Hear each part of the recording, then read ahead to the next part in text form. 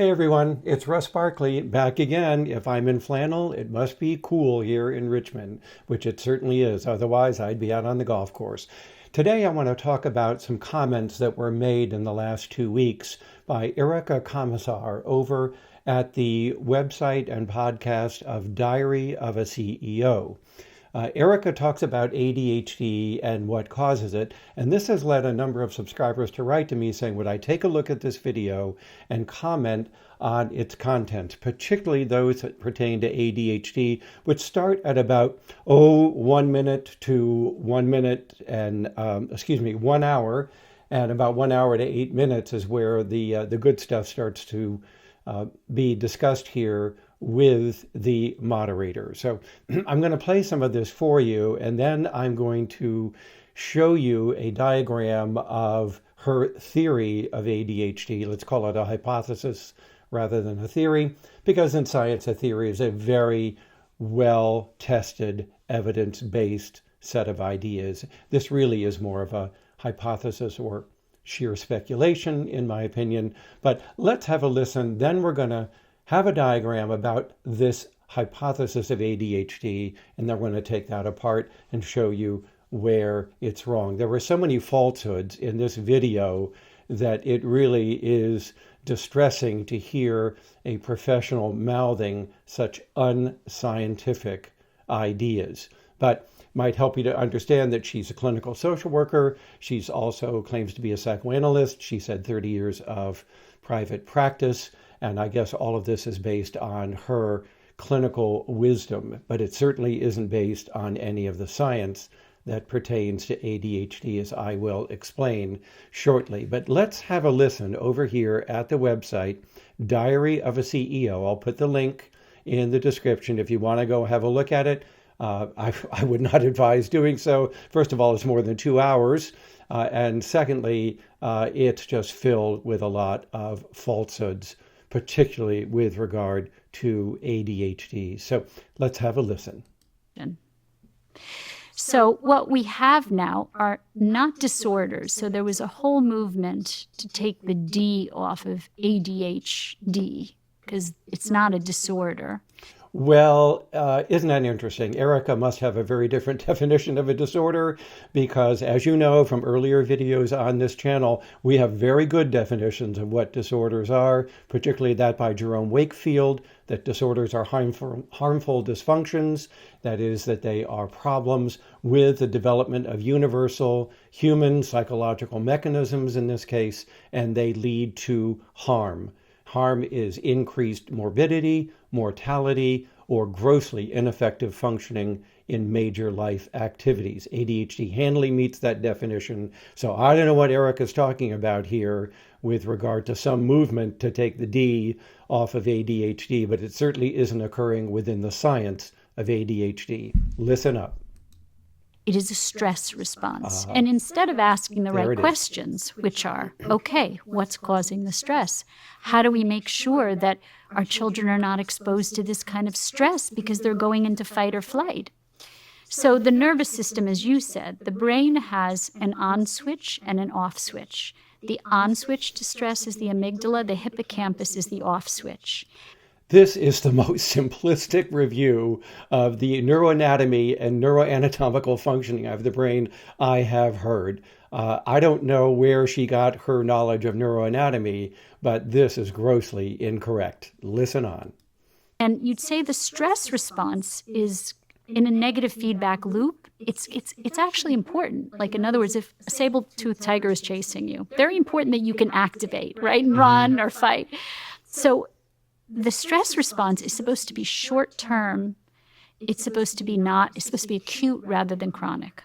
So we can kind of manifest it. We can activate it.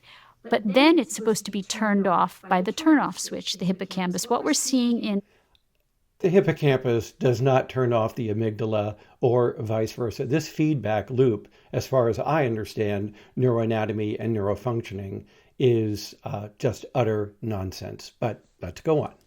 Children's brains is that the amygdala is growing very precociously large, and the hippocampus, which is the off switch, is very small. Okay, so we should have neuroanatomical evidence that in ADHD, the hippocampus is very large and the amygdala is small and getting smaller over time due to this chronic distress response. There is no such evidence in the hundreds of studies of the neuroanatomy and neural functioning of ADHD based on neuroimaging studies. So this is utter bunk. So we have this problem. As we say, Houston, we have a problem. We have an on switch going full speed, gas, no brakes, and no off switch. And that's causing ADHD, behavioral problems that are hugely rising in children in school, a lot of aggression and violence. And so that's what's happening. So there we have it. Violence among children, along with ADHD, along with aggression. By the way, she also adds depression and other disorders later on as well. All of this is a result of this chronically turned on stress response that, in this case, leads to ADHD. I mean, man, this covers a lot of territory with a stress response. But let's continue. Stress response. And again, instead of asking the right questions like, where is this coming from? What's causing the stress? Instead, we silence the children's pain. We tell parents, we'll medicate it and we'll just relieve the symptoms.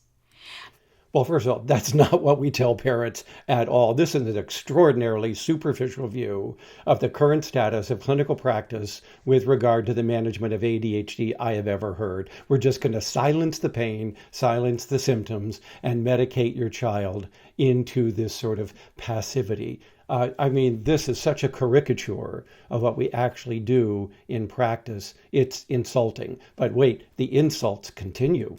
To me, that's malpractice. The way we treat ADHD is malpractice. Thank you for that, Erica. I've just spent 45 years of my life engaged in what you call malpractice. Well, let me return the favor, Erica. Since you claim to be a psychoanalyst, I will tell you that, in my opinion, psychoanalysis has contributed very little, if anything, to the scientific understanding of mental disorders, which is why it has largely been abandoned by most practitioners, except for some locations in the U.S., because basically it is more of a religion than a science. It is entirely untestable in terms of its theory, and it can account for just about anything that the psychoanalytic clinician wishes to explain away. So if one is accusing one of malpractice, well, there you go. Maybe you guys ought to take a look at psychoanalysis from that standpoint instead of accusing those of us who treat ADHD as engaged in malpractice. Child goes into fight or flight when they are under stress. It could be psychosocial stressors at home, in the family. It could be at school. It could be with their friends. It could be a learning disability. There's so many things that can cause kids stress. And therein hangs the problem. So many things that could cause distress. There's so many explanatory bailouts in this idea, meaning that if we didn't find ADHD children having those kinds of distress, well, we just have to look further because there has to be another distress and another distress out there somewhere. Do you see what I mean by this is an idea that can explain everything, and as a result, it explains nothing? Because children can be distressed by a variety of things, and therefore we could go hopping across one thing to another in trying to account for their ADHD. I'm not going to go any further with this. It's a very long interview. Frankly, I find it to be incredibly naive when it comes to understanding the hundreds of thousands of studies that have been done on ADHD, and also what I find to be a little disgruntling to me anyway, is that Erica has published nothing in the field of ADHD in terms of scientific research, appearing in scientific journals, and so on, which is why you don't hear her ideas being brought up in any scientific reviews of ADHD and of the scientific literature about ADHD. In fact, this is the first I've heard of her was when someone alerted me to her appearing on this particular podcast. So I'm going to close this down for a moment, if you don't mind, and we're going to bring up a PowerPoint and talk about this hypothesis or theory, if you will. And I'm going to go through what I consider to be the many falsehoods of this particular idea. So let's key up our PowerPoint and let's go through this theory. And by the way, this theory is virtually identical to that of Gabor Mate in his book, Scattered Minds. Now, I didn't listen to the entire 2-hour podcast to see if she gives him any credit for these ideas.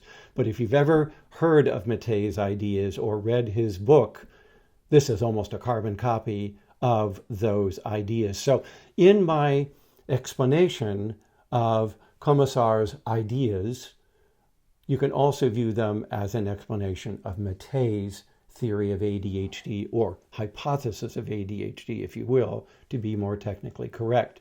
And also the criticisms would be the same. Indeed, if you look at my 4 earlier videos about Dr. Mate's theory, you would get a very good idea of where this video is going with regard to the scientific evidence and why it refutes not only Mate's ideas, but now Komisar's ideas as well. So let's build her theory. First of all, we have ADHD, and she wants to add on aggression and all these other problems, anxiety, depression, but let's just start with ADHD and related behavior problems. She claims that this arises directly from a stress response in the amygdala. By the way, research shows that the amygdala in ADHD children isn't larger, that the hippocampus isn't larger or smaller. Those regions are not necessarily implicated in ADHD, though the regulation of them by the executive system may well be. But let's continue. ADHD arises from this stress response.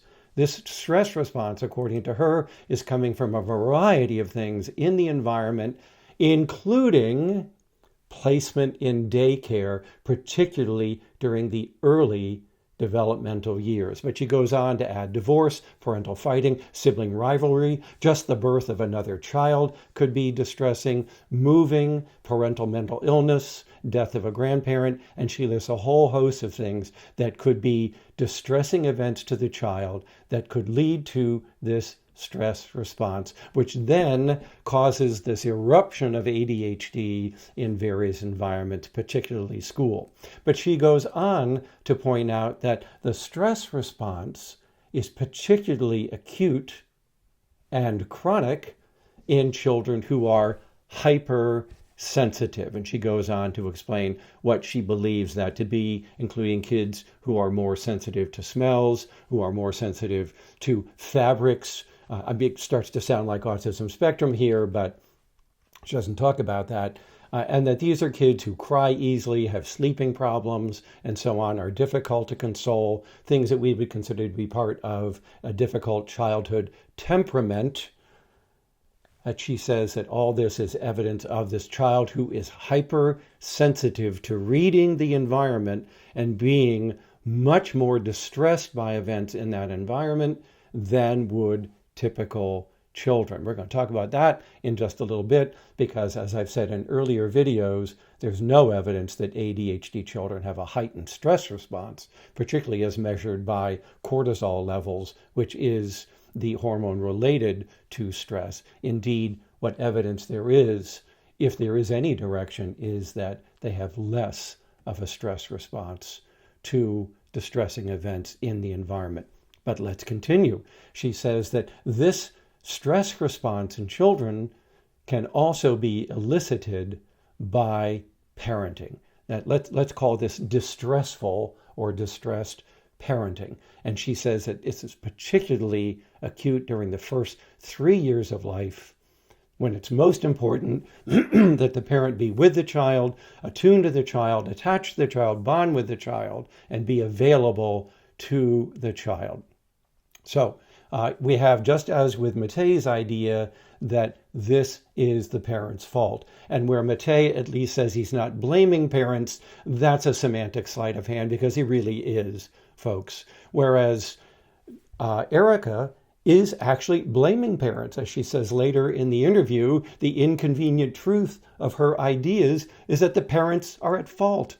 They're responsible for all of this. Whereas Mate tries to kick that can down the road and blame a toxic culture or the intergenerational transmission of trauma and so on. Where the two seem to differ, in my opinion, is that Mate places a lot more emphasis on trauma within the family and trauma across generations as additional factors leading to this distressed parenting and being unavailable, unattached, unattuned, and poorly, if you will, connected with your child. Whereas Komisar doesn't seem to focus so much on earlier traumas in the family, particularly cross-generational trauma. But let's continue. The distressed parenting interacts with the hypersensitive child in order to produce this child's heightened stress response. And if this stress response continues, she argues that your amygdala shrinks and that you're going to be chronically in a state of distress, and that's going to lead to the chronicity of your ADHD symptoms. There is no neuroanatomical evidence for this whatsoever in the field of ADHD. I keep repeating myself, but it's hard not to when she comes up with these very unfounded ideas. Let's continue. She then says that ADHD is not genetic. Mate said the same thing, you'll remember. But like Mate, she reaches back to say, but wait a second, the child's hypersensitivity is genetic. So, all those studies of heritability and genetics that we have supporting the genetics of ADHD, well, they're all wrong. Every single one of them, all 79 twin studies and so on, they're all wrong because it's not the ADHD that's genetic, it's hypersensitivity. Well, number one, prove it. I haven't seen any evidence that you provide to show that that is in fact the case and that this hypersensitivity is masquerading as the genetics of ADHD itself.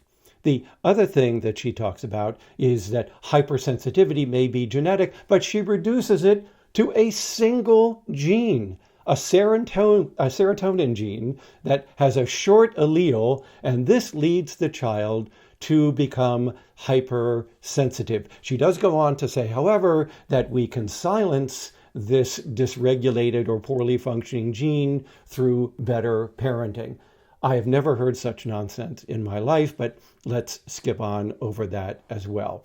So we have a complex trait, childhood hypersensitivity, that is being explained by a short allele of a serotonin gene. Please. I mean, that is so simplistic. It's just not worthy of comment. And also we know that for the most part, serotonin genes are not implicated in the genetics of ADHD.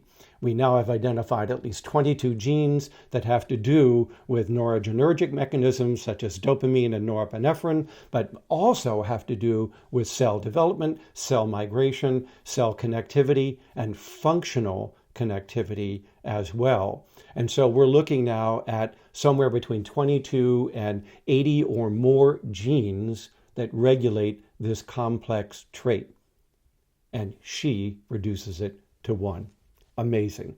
But let's go on. That's her idea of ADHD, which is why to treat ADHD, parents need to go into therapy to learn better parenting. So there you have it. It's all the parent's fault.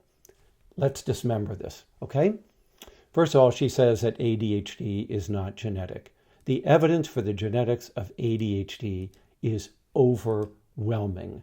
It is a fact in the bag. It is one of the most well-established findings in our literature. All you need to do is go into Google Scholar, which will search all the journals and type in those search terms, and you will see hundreds of studies on the heritability, the family transmission, the molecular genetics, the functional neuroimaging that is related to molecular genetics, and so on, that deals with ADHD.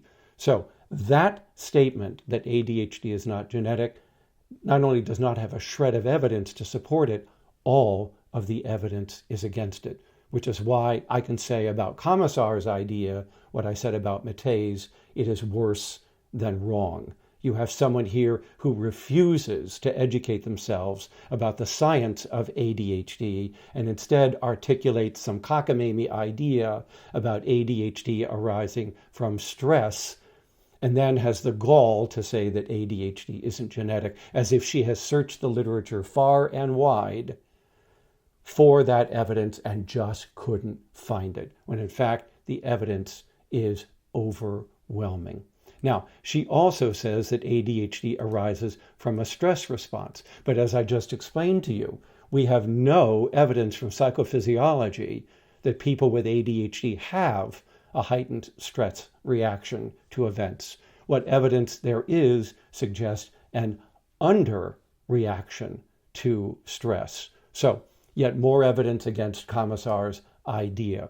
She then goes on to blame that stress on all of the things that I mentioned earlier, but especially daycare. If I have time, I'm going to show you some articles that reviewed evidence from the entire countries of Sweden and Germany that looked at the relationship of daycare to children's mental health problems and found that over time it decreases the risk of mental problems in children exposed to daycare, whereas Komisar wants to argue that it increases these mental illnesses in children. More on that later if we have time. Now, she also says that ADHD and the stress response is arising from an interaction of distressed parenting with the child's hypersensitivity. I have repeatedly explained on this channel that the evidence that we get from twin studies, which are ways that we can test environmental explanations, not just genetic explanations, that when we test these ideas against those twin studies, of which there are many such studies, we find no evidence for a within-family effect on the on the phenotypic variation, that is the variation in symptoms across people in the population with ADHD. It is 0 to 6%, which is not statistically significant. Within family variance includes parenting. So when we look at twin studies, I've said this before, we can parse it up into heritability, to shared environment, which includes parenting, that is the environment that siblings share with each other, and unique events, non-shared environment. This can be something like a child experiencing a head injury, an infection, being born prematurely where the siblings were not, and so on, factors we know to be related to ADHD. So part of ADHD, about 15 to 25% of the human variation in ADHD, is due to non-genetic factors. We'll talk about that in a moment. But all of the twin studies show no within family factors contribute to variation in ADHD. So we can eliminate distressed parenting as a cause of that child's ADHD. So we can take each piece of Komisar's ideas and relatedly each piece of Mate's ideas, and we can disprove them just by looking at the evidence, which is clearly something she didn't do. So how do we understand ADHD now? We understand that ADHD and its related executive function deficits, which include poor emotional self-regulation, which itself can be mistaken as some kind of hypersensitivity, but it isn't, as I explained in an earlier video, that this constellation of difficulties that are linked to ADHD arise in large part from genetics and inheritance. And our twin studies and other lines of evidence show that 75 to 80% of the variation in human symptoms in ADHD is due to genetic variation. So we have parental ADHD and its genetics contributing to the child's ADHD. And by the way, that includes, as I've explained in other videos, new mutations that arise in these genes related to ADHD that can give rise to a new case of ADHD in a child where the parents don't necessarily have the disorder. We don't have time to go into the details of that, but that's another genetic factor in ADHD. We also know that parental ADHD, in fact, can lead to disrupted parenting. So it's the reverse of what Komisar and Mate talk about. People who are parents who have ADHD show disrupted parenting. And that is a result of their not only ADHD symptoms of inattention, distractibility, impulsivity, and so on, but especially a result of their executive function deficits that have to do with self-organization, time management, emotion self-regulation, and so on. So the poor parenting that people observe that may be going on in some families that have ADHD children can in part arise from the parent's own ADHD. It can also arise in part from the child's ADHD as well, the two of them interacting to create a very tumultuous and chaotic family interaction pattern and family life. But I've spoken about that previously, no need to go into that further. In addition, we also know that there are non-genetic factors, non-genetic biohazards that can also give rise to ADHD and can interact with genetic factors. Here I'm talking about things like premature birth in the child, the maternal exposure to alcohol during pregnancy, traumatic brain injuries that can occur after birth, lead poisoning that can occur after birth. These are well-known non-genetic factors, that have been linked to an increased risk of ADHD. And there is no reason that they cannot interact with genetic predispositions to worsen the child's risk for ADHD. So folks, this is how we understand ADHD now, not through the ideas of Mate or Komisar or others who believe in this sort of trauma stress theory of ADHD.